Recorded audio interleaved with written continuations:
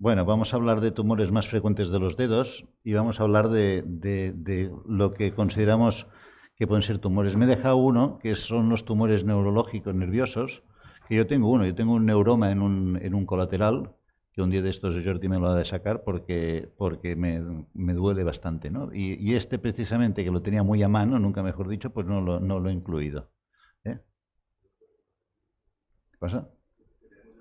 Luego sí que me lo enseñamos.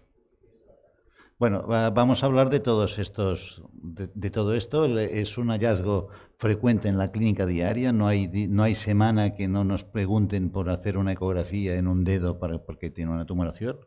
El 15% de los tumores de partes blandas afectan a los dedos y la evaluación clínica, desgraciadamente, no permite muchas veces hacer un diagnóstico suficientemente claro, ¿no? Con lo cual los ultrasonidos nos ayudarán a valorar el tamaño, la estructura interna, la vascularización y es muy especialmente, y esto para los cirujanos les es de mucha utilidad, la relación con estructuras vecinas, ¿no? Empezamos por el ganglión. Hay tres tipos de gangliones o de quistes a ese nivel, con tres orígenes. Hay uno que es característico, hay uno que puede ser de origen articular en la raíz de los dedos, uno que es muy característico, es articular en la interfalángica distal, es un tipo de quiste muy característico, y después las estructuras peritendinosas en los dedos también son gangliones, por tanto quistes de polea pues vamos a incluirlos aquí. Empezamos por los de origen articular, habitualmente están en la eminencia tenar, se hacen intramusculares porque migran desde el origen articular y llegan a la raíz del dedo, pero se pueden encontrar a cualquier nivel. Es una tumoración palpable y es un dolor por compresión o por fricción tendinosa. Este sería un caso. Aquí tenemos el tendón, el flexor largo del pulgar y el quiste justo por encima, o este de aquí, de una chica tenista china, muy jovencita, que tenía este tendón, este quiste que es fácil de vaciar. Al final tuvo que ser reintervenida porque realmente volvía a jugar y volvía a crear el quiste. Vamos a intentar ir rápidos. Luego está este ganglión sinovial de origen en la interfalángica distal, es proximal, no, perdón, distal. Tiene su origen en la porción dorsal de la IFD y es frecuente en pacientes con artrosis, mujeres de mayores de 50 años. Es muy característico esto. Muchas veces pueden consultar por una alteración, un surco longitudinal en la uña, ¿no? Normalmente, fijaos, esto está sacado de un blog. Fijaos la aparición de líquido sinovial a este nivel. Son estos quistes. Aquí es un clásico quiste con septos bien organizado, bien delimitado, con una comunicación articular que puede ser perceptible, que se observa con facilidad en relación a la matriz ungueal. Muchas veces está muy próximo a la matriz ungueal y a veces tiene una localización intramatricial. Después vienen los quistes de polea en la base de los dedos. Son volares y pueden estar lateralizados en íntima vecindad con un tendón flexor, como podría ser en este caso, y es más frecuente en el borde proximal de la polea de A2, en el tercer y cuarto dedos. Inicialmente hay un microtrauma en la polea, una degeneración mucoide y finalmente la formación del quiste. De estos hay muchos. El estudio Doppler se ha de hacer en eje corto y en eje largo, una pequeña tumoración anecoica con una fina pared ecoica y un refuerzo ecoico posterior debido a que son líquidos. El estudio dinámico ves que como forma parte, es solidario a la polea, pues no tiene movimiento, en cambio el tendón se mueve, y el estudio Doppler lo has de utilizar si lo que vas a hacer es una punción. Fijaos que esta imagen es muy similar, pero una late y la otra es el quiste, ¿no? Intentaré ir rápido. Hay muchos y realmente es muy divertido. Este, por ejemplo, a mí me recordó un perro de estos, una cara de perro, y por esto lo he puesto. Se parece bastante, ¿eh? Bueno, en el libro que ahora saldrá, pues habla Gallardo y Banderas y Landeras que hablan de los tumores de dedo, pues hablan de la elastografía como una posibilidad de valoración de estas estructuras en cuanto a su elasticidad. Dicen que da un patrón bilaminar o trilaminar y una presencia de artefacto de vacío de señal, pero bueno, esto es para completar un poquito el estudio. Estos quistes se pueden pinchar, especialmente el quiste de polea se puede intentar vaciar. Nosotros nos gusta poner un botón anestésico porque el paciente así no se nos va a mover. Primero hacemos la aspiración, que sería aquí. Posteriormente podemos hacer una infiltración con un poquito de corticoide y a mí me gusta terminar el procedimiento haciendo unas perforaciones para que no vuelva a recidivar el quiste, ¿no? El segundo tumor, en cuanto a frecuencia, es el tumor de células gigantes de vaina sinovial. Es un tumor de células tenosinoviales de tipo localizado. Es la forma nodular extracelular de la sinovitis vellonodular y, como he dicho, es el segundo más frecuente, el segundo tumor más frecuente de la mano. Es característico, viviendo con ecos dentro, viviendo muy cercano a un flexor, ¿no? Es algo más frecuente en mujeres, de aparición lenta, es un tumor sólido, aparece entre los 30 y 50 años con más frecuencia, prácticamente siempre asintomáticos, en la cara volar de los dedos y en extensión lateral o circunferencial. Muchas veces caen de volar y caen hacia lateral. En el 10-15% de los casos puede existir una erosión cortical por roce, simplemente por roce, pero por nada más. Es una masa paratendinosa hipoecoica de este tipo, con ecos, pero con cierto grado de ecogenicidad. Es evidente que no es líquido, que no es un ganglión. A veces puede moverse algo junto al tendón, porque cuando el tendón se mueve, como depende del paratendón, puede tener cierto grado de movimiento, pero muy poco. A veces hay exceptos hiperecógenos y ecos internos sin refuerzo acústico posterior. Los tendones son escrupulosamente normales y la vascularización interna es variable, aunque puede ser normalmente es pobre. En cuanto al tumor glómico, pues es un tumor vascular raro y benigno. El 75% son subunguales en la mano, más en mujeres que en hombres de 40 a 50 años. Es una tumoración que la vemos aquí, esto está sacado de internet, rojo, azulado y sólido, menor de 1 centímetro, son estas zonas, y tremendamente dolorosos. Si te aparece esto azulado y con mucho dolor, prácticamente tienes el diagnóstico. Muy probablemente sea un tumor glómico. Por tanto, hipersensibilidad local, dolor paroxístico severo y hipersensibilidad al frío también es una de las características que tiene.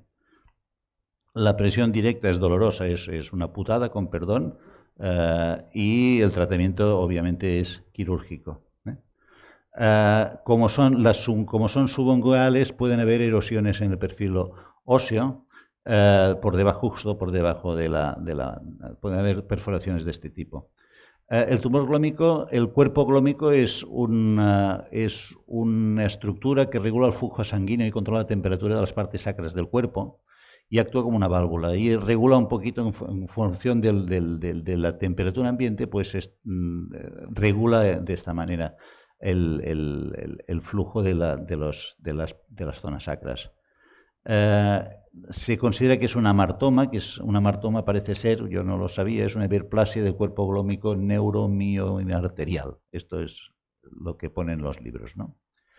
Los ultrasonidos es una masa homogénea, hipoecoica, habitualmente por debajo de la uña, que puede tener cierto grado de erosión, especialmente cuando están debajo de la uña, y si ponemos el Doppler, pues da un flujo de alta velocidad, ¿no? Este sería un caso de David Bong. Y este es un caso tan estético que esta señora era una señora que su trabajo es pintar uñas y se va anunciando de esta manera, ¿no? Y estas son uñas pintadas por ella. Entonces tenía esto que era doloroso. Entonces, ante esto, nosotros tenemos un grupo WhatsApp, que Jordi Palau está Pablo Barceló, estamos unos cuantos, que cuando tenemos alguna duda, pues nos mandamos las imágenes. Y esto sería lo que yo veía. Yo no lo tenía nada claro de lo que se trataba. Y entonces esta es la comunicación. Y un glómico, dice Jordi Palau, tiene pinta, pero la situación, pero yo digo, compro glómico. Entonces él dice, ponle una goma elástica enrollada en la base del dedo a modo de torniquete. Si deja de doler, lo más seguro es que sea un tumor glómico. Esto es un truco que me enseñó él y por esto lo pongo aquí. Porque realmente le puse el torniquete. Entonces Rubén Saiz dice, en la imagen que has puesto parece que se respeta la cortical. Claro, la cortical no se respeta cuando es debajo de la uña, pero cuando está aquí, que no tiene nada de presión, pues la cortical está indemne, ¿no? Bueno, en fin, era un glómico. Entonces le hice caso. Esto es la vascularización de este tumor glómico. Este es que le llamamos de Han. Este es una composición que hice. Entonces esto es con torniquete. Además se le pasó el dolor del todo y desapareció la mitad del tumor glómico, desapareció. Entonces cuando dejamos el torniquete, soltando torniquete, pues vuelve el dolor y vuelve la vascularización del tumor. Es un caso que he querido poner porque es muy... El truco del torniquete es muy bueno. Si tenéis dudas, torniquete, si se pasa el dolor, es un glómico. Y luego lo sacáis, sí. Sí, esto yo lo he vivido en urgencias o en un hospital. Volver al cabo de 5 horas, esto ya me lo puedo sacar de un año en Garnata. Sí, se sacó todo, sí. Bueno, el cuarto tumor que podemos encontrar es el quiste epidermoide de inclusión, un quiste sebáceo. Existen quistes sebáceos, pueden existir quistes sebáceos en los dedos. Es la obstrucción de polígonos pilosos en zonas no propias de polígonos pilosos en los dedos. El quiste epidermoide de inclusión suele ser palmopalmares se ha visto que se relacionan con virus del papiloma humano. Los ultrasonidos son tumoraciones adheridas a dermis, con hipoecogenicidad, refuerzo acústico posterior porque tienen cierto componente líquido, digamos, y bandas hiperecoicas intralesionales con zonas hipoecoicas. Sería el caso típico, ¿no? Podemos encontrar formas de quiste epidermoide íntegros, con forma oval, presencia de un halo, límites circunscritos y sin flujo sanguíneo, pero algunas veces estos quistes se rompen y entonces podemos encontrar vasos y tener una forma más lobulada.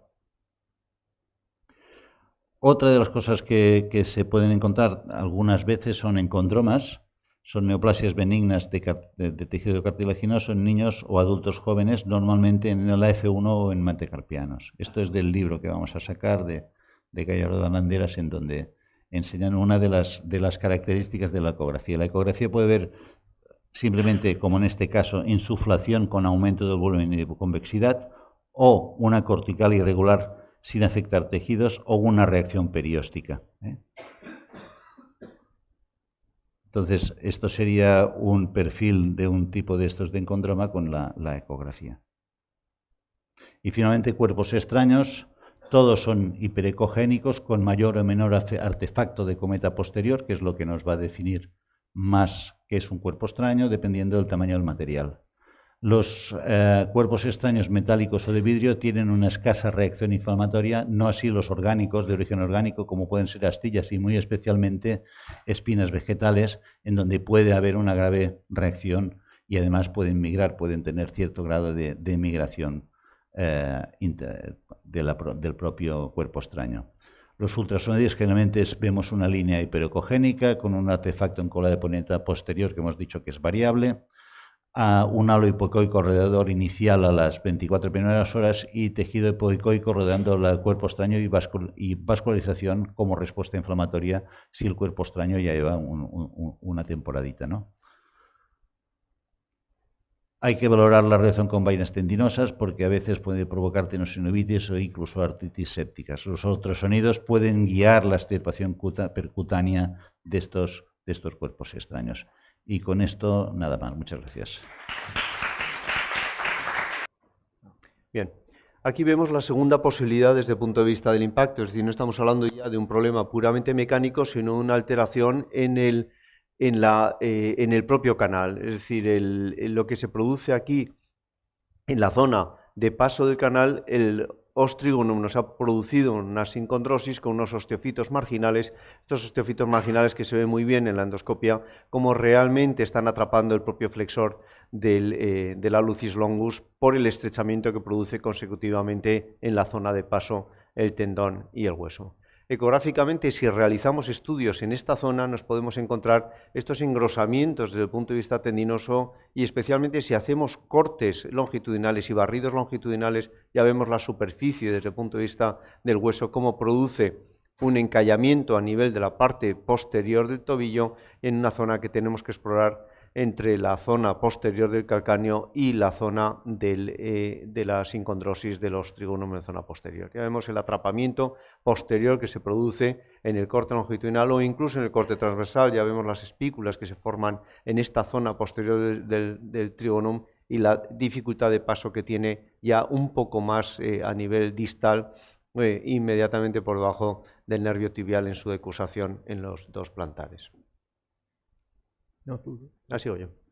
La tercera posibilidad es en relación con el mero impingement posterior en la zona posterior del tobillo. Aquí vemos una alteración del flexor del alucis y el gran derrame que se produce alrededor en la zona del tobillo, en la zona de la zona más muscular, el atrapamiento que lo vemos también en esta reconstrucción en la propia resonancia en la parte más posterior. Otra de las posibilidades es este estrechamiento no secundario a un ostrigonum, sino única y exclusivamente debido a un paso más estrecho del tendón en la parte posterior. Ya vemos la musculatura, estamos tirando del flexor del alucis, estamos moviendo el flexor del alucis y como en un canal relativamente estrecho se produce una compresión del tendón directamente del paso. La zona muscular la zona degenerada del propio tendón en el paso. Vemos las imágenes ecográficas, en estos casos lo que vemos ya no es una imagen desde el punto de vista óseo, sino una hipertrofia desde el punto de vista del propio retináculo en esta zona posterior, un aumento de tamaño desde el punto de vista del estrechamiento de la zona retinacular y el crecimiento, el sobrecrecimiento, el enorme tamaño que tiene el tendón en su paso por debajo del canal. El crecimiento, la hipertrofia del canal y la dificultad exactamente igual que un dedo en resorte en una mano, como se produce el estrechamiento en el paso, un compromiso de espacio. Si hacemos con detalle y con mucho mimo esta exploración, realmente podemos hacer una aportación ecográfica clara. Imágenes ya más distales, en la zona ya hemos visto algunas imágenes de estas antes, en la zona del sustentáculo talar, y así vamos ya más distalmente, nos encontramos con que en algunas zonas el sustentáculo de tali produce algunas irregularidades que pueden producir un compromiso de espacio con el tendón flexor. Aquí ya vemos el compromiso que se produce entre los dos plantares, el tibial todavía no se ha dividido en sus dos plantares, en la zona del sustentáculo talar del calcáneo, en la zona ya más distal y medial y la zona de compromiso del tendón. Ya vemos cómo tiene que realizar giros el tendón, un tendón hipertrofiado, para pasar alrededor y en continuidad con el sustentáculo. Es una alteración ya más distal, no tanto al nivel proximal como veíamos previamente. Posibilidades adicionales, y también hay que pensar en ellas, son ya no debidas a huesos supranumerarios, sino incluso debidas a alteraciones en la propia morfología del hueso producido por fracturas, es decir, la típica fractura en flexión máxima del tobillo que puede producir una alteración y va a producir un derrame en la zona subastragalina posterior. Aquí vemos la alteración morfológica desde el punto de vista óseo y el derrame que se produce en la subastragalina posterior. Vemos el margen posterior del calcáneo, vemos la parte posterior de la tibia, la subastragalina, y aquí solo hay que tener cuidado en una cosa, que es hacer la exploración en extensión máxima, porque es la única manera de sacar esta zona de la sombra que se nos va a producir entre la propia tibia y el calcáneo. Ya veis el derrame que tiene, derrame que además podemos, desde el punto de vista ecográfico, pinchar con relativa facilidad para llegar a infiltrar en esta zona y ver realmente si con ello este derrame que se acompaña a una fractura de estas características puede mejorar. infiltraciones que son relativamente sencillas de realizar. Nos situamos sobre el tendón de Aquiles y calculamos perfectamente la distancia donde está la suprastragalina desde la parte lateral ya más distal. Tenemos en mente o marcado previamente revisado el nervio sural y nos metemos en profundidad, generalmente en estos casos en el eje corto, para llegar a contactar el hueso en la zona posterior y de esta manera en realizar la infiltración ecoguiada. Con lo cual, tener en cuenta siempre el estudio, en estos casos en extensión, derrame de tobillo que se puede puncionar de manera o infiltrar de manera sencilla bajo control ecográfico. Muy bien. Si seguimos bajando, siguiendo los trayectos de estos tendones que vienen desde lateral y desde medial, nos situamos ya prácticamente a nivel de la planta del pie. Y estos tendones a nivel de la planta del pie, a pesar de que pisamos y que las tenosinovitis serán relativamente leves, existen y pueden ser bastante dolorosas. Y he puesto esta imagen de los donuts porque las tenosinovitis siempre me recuerdan a un donut. Es quizá porque, no sé, me gustan los donuts. Bien. Empezamos por la tenosinovitis de los tendones plantares, en este caso tibial posterior y flexoralucis, y también el peroneo largo, que son los tres más afectados que podemos encontrar. Tibial posterior es mucho más complejo, porque tiene, como veremos después, una zona de inserción bastante amplia y bastante difusa, pero sí, en cambio, es relativamente frecuente encontrarnos con una tenosinovitis del tendón del peroneo largo, que se nos cruza desde la parte lateral y cruza toda la planta del pie para insertarse en la base del primer meta. Fijaros aquí, esta es la imagen de un peroneo largo a nivel plantar completamente normal, y fijaros que va extremadamente profundo, es decir, es uno de los tendones que va más profundo a este nivel, y lo podemos ver perfectamente mediante una ecografía si nos colocamos encima de él. Tenemos que decir que muchas veces estas tenosinovitis, yo no lo llamaría tenosinovitis, sino este pequeño aumento de líquido en la vaina de estos tendones plantares, en muchos deportistas son un hallazgo prácticamente casual, es decir, son adaptativos por el tipo de zapato que tienen, muy estrecho, con tacos, con clavos en los de atletismo. Las tienen un poco de líquido adaptativo y no les molesta en absoluto. En otras ocasiones, en cambio, pueden llegar a ser muy molestas. Observamos, aquí tenemos el tendón del peroneo largo y evidentemente no veremos unas grandes tenosinovitis como podemos ver a nivel del talón o de la parte posterior del tobillo, pero sí podemos observar estas imágenes anecoicas que envuelven a este tendón. Observamos que el tendón del peroneo largo puede ser multivariable. Esto es un estudio anatómico que ha salido pues igual, hace 3 semanas, y que describe todas las diferentes formas en las que el tibial posterior puede insertarse. La pregunta es, ¿y ahora por qué nos habla del tibial posterior si estábamos hablando del peroneo largo? Pues porque el tibial posterior abraza la zona de inserción del peroneo largo. Es decir, esto es la zona de inserción en abanico a nivel plantar del tibial posterior, y el peroneo largo nos cruza hasta aquí y se nos mete debajo. Es decir, el tibial posterior aprieta al peroneo largo contra los huesos de la planta del pie. Si nos fijamos, esta es la imagen estática, volveré a poner el vídeo desde el principio porque así lo comentamos.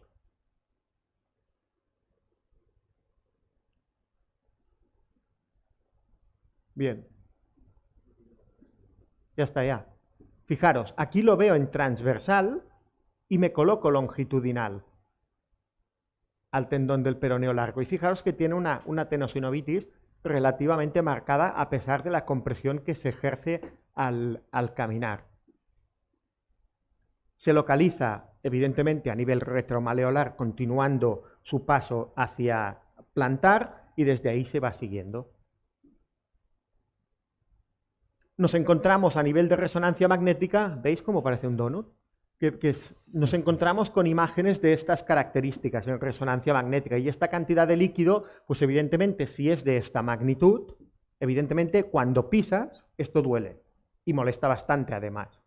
Además lo digo porque es mi pie. Por tanto, lo que tenemos que tener en cuenta es que no solo se localiza aquí, sino que además tendremos, como veremos a continuación, un síndrome de entrecruzamiento o un síndrome de encrucijada entre el flexor del áleusis y el flexor común de los dedos, que es de lo que iremos hablando a continuación. Si observamos otra pequeña tenosinovitis a este nivel, nos encontramos con el tendón aquí y ya este aumento de líquido que puede ser que incluso venga de la articulación. O estas bandas fibrosas que también nos pueden condicionar, como hablaba Javier, este paso del flexor áleusis ya en su zona más distal. Hablamos de la encrucijada del nudo de Henry. El nudo de Henry es el punto exacto a nivel de la planta del pie donde se cruzan el flexor digitorum con el flexor áleusis longus, es decir, esto de aquí. Si vemos este corte de cadáver, esta zona de aquí, que están uno encima de otro para cruzarse. Esto lo vemos aquí. Por aquí nos pasa el flexor áleusis y por aquí se nos cruza el flexor digitorum. Si vamos desde la zona más posterior del pie hacia más anterior del pie, fijaros, aquí tengo el flexor digitorum y aquí tengo el flexor áleusis, y fijaros cómo se van moviendo hasta que realmente están en este punto uno encima del otro y se llegarán a cruzar. Fijaros aquí cómo cruza y aquí tengo uno y para aquí se me ha ido el otro. Esto es un punto de conflicto porque si existen estas tenosinovitis que hemos estado hablando y este aumento de líquido, es muy probable que aquí se nos generen problemas en este paso y en este cruce. De hecho, por ejemplo, aquí tenemos aumento de líquido y aquí tenemos, fijaros, justo en el lugar de cruce, este vuelve a ser mi pie, en el lugar de cruce vemos esta tenosinovitis salvaje del flexor áleusis longus en este caso. Y fijaros en la exploración dinámica cómo se produce un síndrome de rozamiento aquí cuando se cruzan estos dos tendones. Y esto también es un punto doloroso y es un tema a tener en cuenta porque es que realmente el nudo de Henry está situado aquí, es decir, un poquito más adelante de la zona donde te señalan la fascitis plantar en la parte más medial de la fascia plantar, con lo cual a veces lo catalogamos todo de fascitis plantar y a veces tenemos una tenosinovitis de uno de los dos flexores que nos está produciendo el dolor a nivel más profundo y no solo en la fascia plantar. ¿Veis? Fijaros aquí, cuando han cruzado los tendones, que es donde tenían más problemas. Si nos volvemos a la parte medial y nos centramos en lo que es la patología del túnel del tarso, lo que tenemos que saber es que se sospecha, la manera de diagnosticarla es realmente compleja, porque la patología del túnel del tarso es eminentemente de tipo neuropática o de tipo nerviosa, por compresión del nervio tibial posterior. Por tanto, la sospecha es clínica y como comentaba Jordi Palau, el nervio te puede decir muchas cosas y es muy complicado entenderlo y más en la zona del tobillo, que habitualmente aquí hay un montón de tendones que pasan y se cruzan por ahí. Hay un retináculo también que los mantiene unidos y la clínica se la refieren realmente neuropática. Es decir, tenemos que pensar que realmente puede ser una afectación del nervio. Por tanto, en la región del túnel del tarso, ¿qué es lo que observaremos y qué es lo que tenemos que tener en cuenta? Pues principalmente estas cosas, el tibial posterior, que irá pegado al maleolo interno y que es el más voluminoso. Después tendremos el flexor largo de los dedos.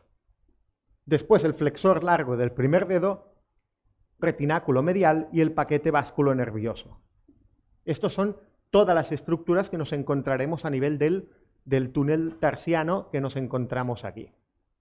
Y esto a nivel anatómico, en estas presentaciones preciosas, pues lo vemos de esta manera. A este nivel observamos aquí el agujero de los tendones. Vamos bajando, maleolo peroneal puro. Aquí observamos todo lo que es la zona esta y la cantidad de compresiones que podemos tener a este nivel. Y esto viene fomentado por cuestiones como este tipo. Por ejemplo, las alteraciones de pisada. Este señor, que parece un señor muy mayor, este es un triatleta. Este es un triatleta de estos que de vez en cuando, como hobby, hace ultra trails de montaña de 120-130 kilómetros y las hace así, con una caída completa del pie, del arco del pie. Es decir, ¿pueden aguantar? Pues sí, hasta cierto punto podrán aguantar. Llegará un día que esto romperá, colapsará todo, romperá el tibial posterior, el sprint tendrá el grosor de mi muslo y acabará rompiendo también y se cae el arco plantar. Y así vamos. Es decir, es una causa específica lo que lo produce en el 60-80% de los casos y generalmente puede ser por músculos accesorios, puede ser por gangliones neurales, puede ser por tumoraciones a nivel del nervio. Si hablamos de gangliones, pueden ser extraneurales, que pueden provenir de las articulaciones del tarso o de cualquier estructura que nos encontremos, y esto lo que nos puede hacer claramente es una compresión encima del nervio tibial. Vemos aquí estas compresiones, este ganglión, cómo nos comprime la rama del nervio tibial. O bien puede ser por sí mismo una tenosinovitis o una tendinosis del propio tibial posterior que pueda ser patológica en sí misma, que ya lo es, y que además pueda comprimir el nervio tibial a este nivel también. Es decir, podemos tener una doble semiología en este caso. Fijaros las alteraciones que puede tener el tibial posterior justo cuando pasamos por esta zona y tenemos el nervio pues justo al lado. Aquí tenemos el paquete vasculonervioso, el nervio en este caso está aquí, pero las patologías del tibial posterior debido a una tracción excesiva, principalmente a una mala pisada, son realmente muy frecuentes en esta región.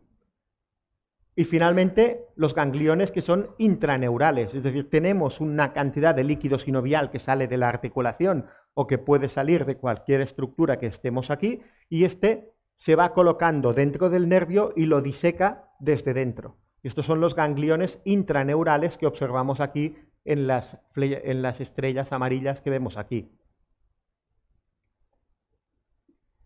Javier.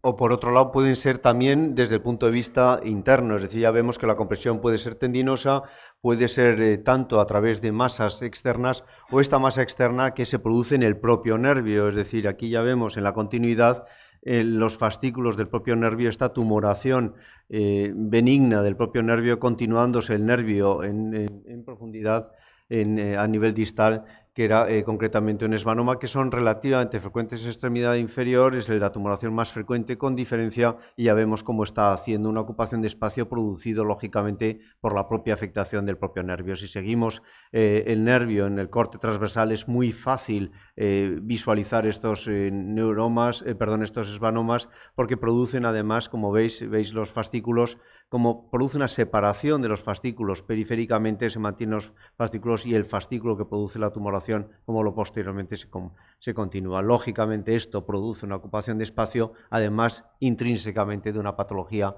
puramente neural, con lo cual pensar en los problemas tendinosos, pensar en los problemas de masas extrínsecas o incluso en masas intrínsecas, más que nada por el hecho de evitar el pinchar lógicamente el nervio en esta zona. Atrapamientos dinámicos que se producen en flexión plantar. A veces vemos como el propio nervio tibial tiene que realizar o puede realizar saltos sobre ciertas estructuras óseas, como puede ser su tentáculo talar en condiciones más frecuentes, y esto puede producir, especialmente en zonas de pies valgos, una compresión extrínseca del propio nervio con el sustentáculo talar y producir unos neuromas friccionales, unos neuromas por atrapamiento. Todo esto se puede visualizar ecográficamente relativamente bien, o secuelas de cirugías osteocondroma, en estos casos algunos de ellos son de Silvia, como vemos aquí, pues lo que puede producir una alteración desde el punto de vista morfológico que comprima el nervio, con lo cual tenemos que hacer recorridos desde el punto de vista tanto proximal como distal para poder visualizar cada una de las estructuras, porque aquí, a diferencia del túnel carpiano, son estructuras que van cada uno generalmente en su propio subtúnel y tenemos que conocer muy bien la anatomía de dónde está el tibial posterior, dónde está el flexor de los dedos, dónde está el nervio tibial, para poder seguir y haciendo maniobras dinámicas nos encontraremos con muchas de estas patologías. Realmente una zona muy frecuente de patología, hay que seguir muy bien hasta la zona del calcáneo posterior porque tenemos patología francamente frecuente. Y por último, un par de pinceladas de la fascia plantar, más que nada porque no pensemos siempre en las alteraciones insertivas posteriores de la fascia plantar. La fascia plantar, como sabemos, está formada por 3 bandas y la banda central se divide distalmente en 5 radios. Es decir, tenemos que conocer muy bien la anatomía en esta zona de la fascia plantar, donde la ecografía tiene una efectividad prácticamente igual o mejor que la propia resonancia, especialmente en la medición de las bandas central y lateral, no tanto de la medial, que ya es un dominio más de la resonancia. No es visible tanto en la ecografía.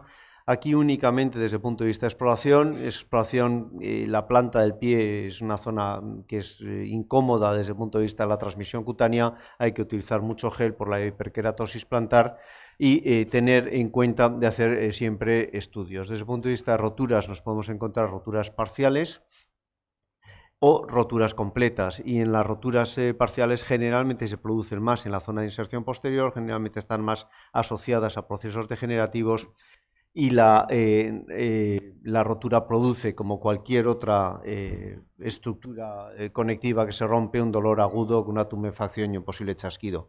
Hay que conocerlo muy bien y advertirlo al paciente, porque ahora que estamos haciendo muchas infiltraciones intrafasciales desde el punto de vista incluso de esteroides, en algunos casos hay que advertir al paciente que la perfección de la propia infiltración puede conllevar una debilitación o un debilitamiento de la zona insertiva posterior, y ello produce una rotura. ¿Y cómo se ven las roturas? Esto es probablemente lo más determinante de la charla, que tengáis siempre en cuenta que la fascia no solo hay que estudiarla en la zona insertiva, sino a lo largo de toda su longitud. Lo que veríamos aquí es un engrosamiento de la propia fascia a nivel de la zona de la lesión, y un detalle muy importante es el hecho de que hay que hacer maniobras dinámicas, es decir, estirar el primer dedo del pie, que es el que mantiene y que tensa la mayor parte de la fascia. De esta manera, si hiciéramos este estudio dinámico, lo que veríamos es que en estudio bajo tensión máxima en el eje largo, la fascia normalmente se tensa de manera muy clara, que además es la mejor manera de verla, únicamente con la hiperextensión del alucis. Sin embargo, en casos de roturas completas, insisto que algunas veces asociadas a infiltraciones, veríamos que no se tensa, no tiene más importancia lo que es la traslación de la información que esta, ¿no?, que hacer el estudio dinámico. Y hay otra patología que también es frecuente y que hay que conocer, que es la enfermedad de Ledderhose, que en realidad lo que traduce es una fibromatosis plantar parecida y superponible al Dupuytren en la mano, también con sus imágenes puramente nodulares, que puede ser múltiple y bilateral, y aquí lo que veríamos son engrosamientos de la propia fascia que se producen generalmente en la zona media de la fascia. Por eso es tan importante, cuando sospechamos una fascitis plantar, hacer una excursión desde la parte proximal a la parte más distal, buscando estos nódulos que son relativamente dolorosos y que en algunos casos incluso solo hay una solución, que es quirúrgica. Algunas imágenes de estas características son nódulos generalmente superficiales, que son difíciles a veces de distinguir de roturas. Ya ves que a veces estos nódulos pueden ser incluso francamente grandes, como estas imágenes, ya que afectan ya a la mayor parte de la fascia. Y yo creo que con esto os hemos dado algunas pinceladas desde el punto de vista de las lesiones que pueden ser relevantes en la ecografía en su estudio. Quedaros con ese estudio de la parte medial, desde la parte proximal en ascensor hasta la parte más distal, englobando la fascia y englobando especialmente el flexor del alucis y el túnel tarsiano, porque yo creo que es una zona muy importante desde el punto de vista de estudio ecográfico. Muchas gracias.